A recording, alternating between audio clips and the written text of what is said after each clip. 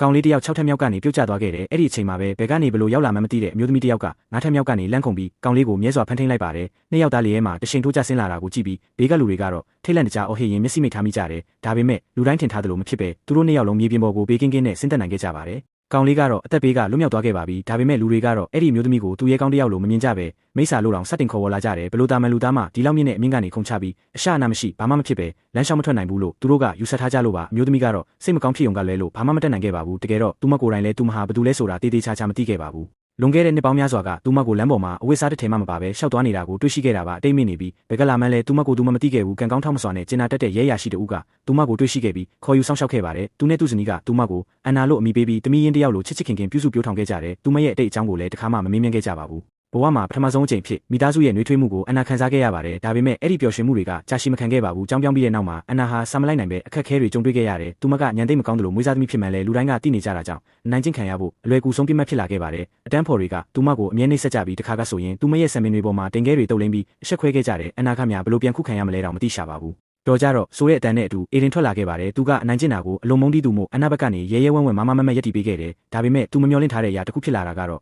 အန်နာကိုကာကွယ်ပေးခဲ့လို့တတန်းလုံးကသူ့ကိုပါဝိုင်းပယ်လိုက်ကြတာပါပဲအေရင်တယောက်တည်းအထီးကျန်သွားခဲ့ပေမဲ့အန်နာကတော့အဲ့ဒီနေ့ကစပြီးအေရင်နောက်ကိုအရေးပမာလိုက်နေပါတော့တယ်မိဘတွေပြင်သူမပေါ်ကျင်နာခဲ့တဲ့တူဦးတဲ့တော်သူဟာအေရင်ဖြစ်လို့ပါပဲသူတို့နှစ်ယောက်ဟာမခွဲနိုင်မခွာရဲ့သူငယ်ချင်းတွေချစ်လာကြတယ်အန်နာကတင်ချာဘာသာရက်မှာအလုံးညံ့တာကြောင့်အေရင်ကကျောင်းစင်းချိန်တိုင်းပန်းချံမှာစပြပေးခဲ့တယ်သူတို့တွေအကြောင်းအရာမျိုးစုံကိုရင်ဖွင့်တိုင်ပင်ခဲ့ကြပါတယ်အေရင်ကနမီကြီးတက္ကသိုလ်တစ်ခုကိုတက်ချင်တဲ့အိမ်မက်ရှိမှန်းသိရတဲ့အခါညမကောင်းတဲ့အန်နာဟာအေရင်နဲ့တက္ကသိုလ်တစ်ခုတည်းတက်နိုင်ဖို့အစွမ်းကုန်စူးစမ်းပါမယ်လို့ကတိပေးခဲ့ပါတယ်ဒါပေမဲ့ကောင်းသောနေ့ရက်တွေကအမြဲတည်းမြဲမနေခဲ့ပါဘူးဒီနေ့မှာတော့အေရင်ကကြောင်းပြောင်းရတော့မယ်လို့ပြောလာပါတယ်အန်နာကမသွားဖို့အတင်းသားစီးပေမဲ့မအောင်မြင်ခဲ့ပါဘူးသူထွက်သွားခဲ့ပြီးနောက်မှာတော့သူတို့နှစ်ယောက်ဟာ10နှစ်တိုင်တိုင်အဆက်အသွယ်ပြတ်တောက်သွားခဲ့ရပါတယ်အေရင်ကတော့သူမျှော်မှန်းထားသလိုထိတ်တန်းတက္ကသိုလ်ကိုမတက်နိုင်ခဲ့ပဲတာမန်ရုံးဝန်ထမ်းတစ်ယောက်ပဲဖြစ်လာခဲ့တယ်ဒါပေမဲ့ဒီနေ့စီးပွားရေးစီးဝေးတစ်ခုမှာသူအန်နာနဲ့ပြန်ဆုံခဲ့ပါတယ်အခုဆိုရင်အန်နာဟာဖန်တီးမှုဆိုင်ရာဒါရိုက်တာတစ်ယောက်ဖြစ်နေပါပြီသူမဟာအရင်ကလိုကြောက်တတ်တဲ့မိန်းကလေးမဟုတ်တော့ပါဘူးကုမ္ပဏီချင်းချင်းလည်းမိဖက်အဖြစ်လက်မှတ်ရေးထိုးနိုင်ခဲ့တယ်လို့သူတို့နှစ်ယောက်ရဲ့ကံကြမ္မာဟာလည်းပြန်လည်ဆုံစည်းခဲ့ပါတယ်မိပြောင်းရတဲ့ခန်းစားချက်တွေပြန်လည်နိုးထလာပြီးမကြခင်မှာပဲသူတို့နှစ်ယောက်ချစ်သူတွေဖြစ်သွားကြတယ်သူတို့နှစ်ယောက်လက်ထပ်ဖို့စီစဉ်ကြတဲ့အခါမှာတော့အန်နာဖခင်ကပြင်းပြင်းထန်ထန်ကန့်ကွက်ခဲ့ပါတယ်။ဘာကြောင့်လဲဆိုတာသိချင်တဲ့အေရင်ကိုအန်နာဖခင်ကတီးတန့်ခေါ်တွေ့ပြီးချိုးဝှက်ချက်တစ်ခုပြောပြခဲ့တယ်။အန်နာဟာတခြားမိန်းကလေးတွေနဲ့မတူဘဲပြင်းထန်တဲ့တိတ်မေ့ရောဂါရှိနေတာပါ။အသက်73နှစ်မတိုင်ခင်က